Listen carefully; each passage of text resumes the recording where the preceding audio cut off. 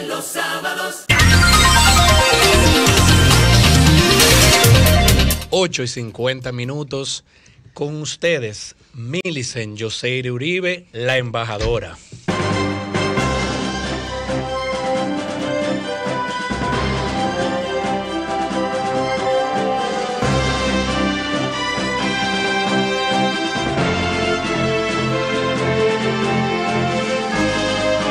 Gracias a toda la gente que sigue en sintonía con este Sol de los Sábados, el programa más influyente de los fines de semana. Cuídense de Guarocuya que trabaja en el DNI. No, trabaja en el 911 con la cámara que no siento pasar. DNI nunca, CIA. Estamos trabajando ya. ¿Dónde? Miren, aunque hoy no nos acompaña Orlando con su presencia, quiero traerlo a discusión por una frase que él siempre dice. Orlando, ven a trabajar. Ustedes no están ganando, ven a trabajar. Se llama Tema Mata Tema. Y que habla de cómo aquí en República Dominicana un tema genera impacto y luego viene otro tema que genera más impacto y lo va soslayando sin que el otro haya sido lo suficientemente discutido en la opinión pública. En términos comunicacionales y de manera más técnica, a eso se le llama la teoría de la agenda setting o setting, que habla de cómo la opinión pública puede ser colocada desde diferentes sectores de poder, tanto poder político, económico, religioso, cultural, militar, etcétera. Y lo traigo a colación a propósito de lo que pasó esta semana con el caso de César el Abusador.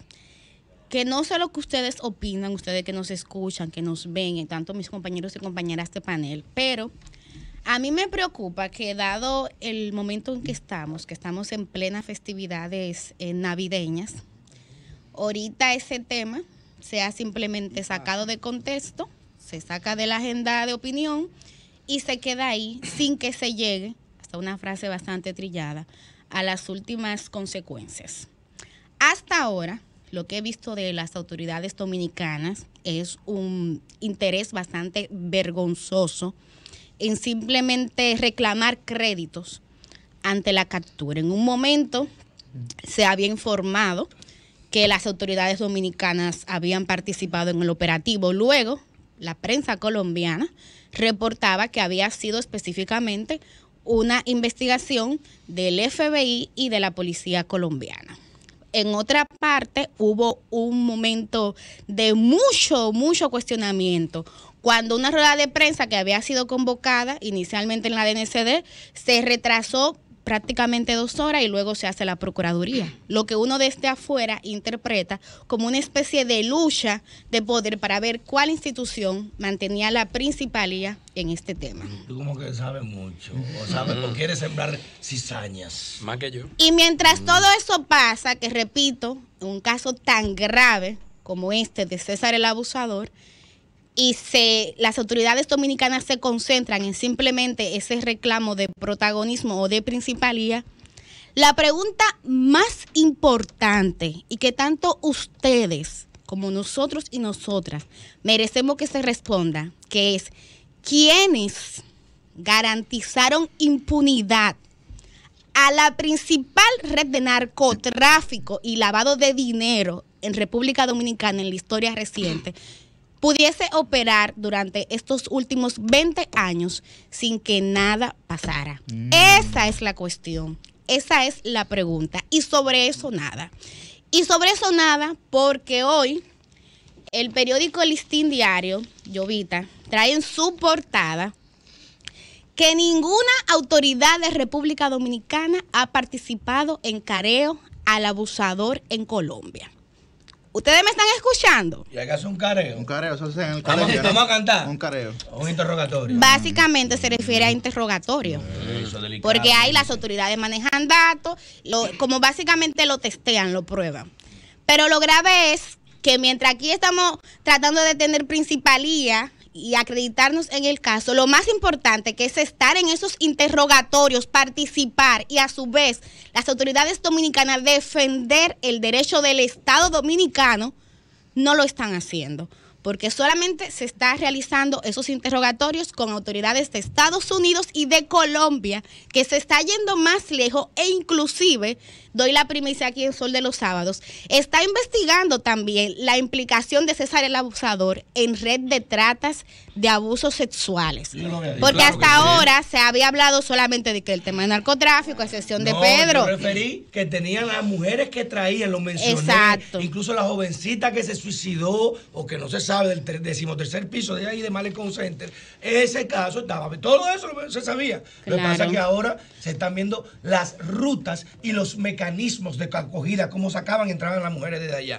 Y es tanto así que este mismo texto del Listín Diario, que lo firma la colega Yudelka Domínguez, el LIT dice que aún ninguna autoridad dominicana ha ido a participar de esos interrogatorios. Y a mí, desde un principio, cuando saltó a la opinión pública el caso de César el Abusador, hice el ejercicio de analizar las similitudes entre este caso y, por ejemplo, otro caso bastante representativo de lo que es la corrupción y la impunidad en RD, como es el caso Odebrecht. Y en ese momento decía, lo que pasa es que aquí solamente queremos hablar de los narcotraficantes, pero hay que hablar también de la corrupción y la impunidad en el sector político y en el sector empresarial.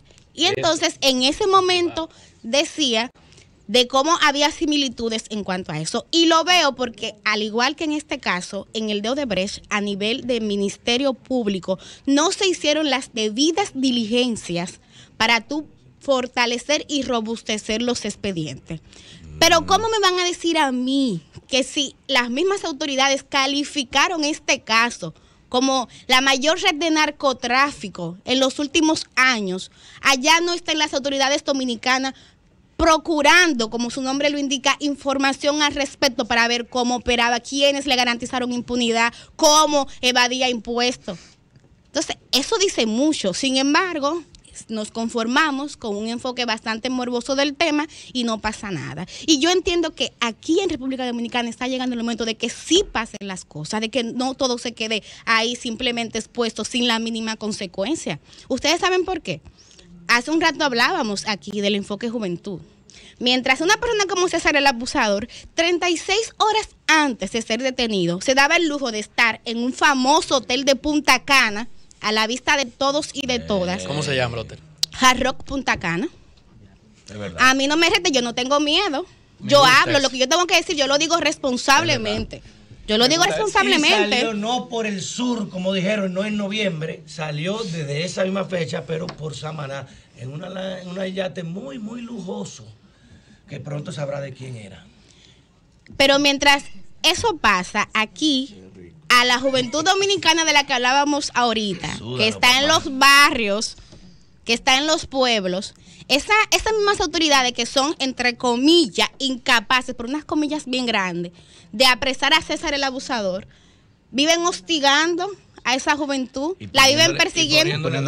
Ustedes saben los casos que a mí me llegaron al medio donde trabajo de denuncia de jóvenes que llegaban de noche de las universidades, en el camino lo detenían estos agentes y en los bolsillos. Tenían que coserse los bolsillos, esos muchachos. Coserse los bolsillos para que no le entren. Es que tienen que andar con mascota doblada para que se sepa que de clase. Y ahora los jóvenes que se lo he recomendado a todos, los pascan en pasola o en que sea, o en el casco, su dashcam, póngase una camarita. Ahí no le va a pasar nada. Entonces, ustedes están escuchando la gravedad, están viendo cuál es la sociedad que tenemos hoy día. Una gente como César el Abusador se da el lujo de vivir aquí de club nocturno en club nocturno, haciendo lío, tirando tiros al aire y no le pasa nada. Y un joven o una joven de un barrio que va a estudiar a la universidad y que llega tarde porque las clases terminan a las 10 de la noche, yo cogí clase hasta las 10 de la noche en la UAS. Y cuando llega a su barrio, etiquetado con la etiqueta de barrio caliente, entonces autoridades que deberían estar ahí para resguardarle la seguridad, lo que hacen es que le joden la vida. Yo tuve el testimonio de un periodista que trabaja conmigo, que un día en la mañana salió a hacer ejercicios, se le quedó la cartera, y unos oficiales lo pararon, como no andaba con su cédula, él le dijo, mira, vamos a llamar a mi esposa, que yo vivo más o menos cerca para que me la traiga. No, lo metieron en un destacamento y lo dejaron un día entero sin comunicación. La esposa de ese hombre a mí me llamó sumamente angustiada y todo el mundo buscándolo. Y lo peor fue que lo metieron en un cuartico con 14 personas más, con un tanque de excremento, porque no había ni dónde esa gente hacer sus necesidades. Ustedes están viendo. Ese mismo tanque te lo usan por si se pone revoltoso, te tiran un agua negra que se llama el pare. No, te tiran el agua negra y vayan a todos los presos juntos. Eso es indignante. Pero tú no puedes irte más lejos. Aquí un muchacho joven, ni siquiera de barrio, ni siquiera en barrio caliente, en el play, le vocea corrupto a un funcionario y amaneció preso el tipo, loco, claro. otro día. Eso.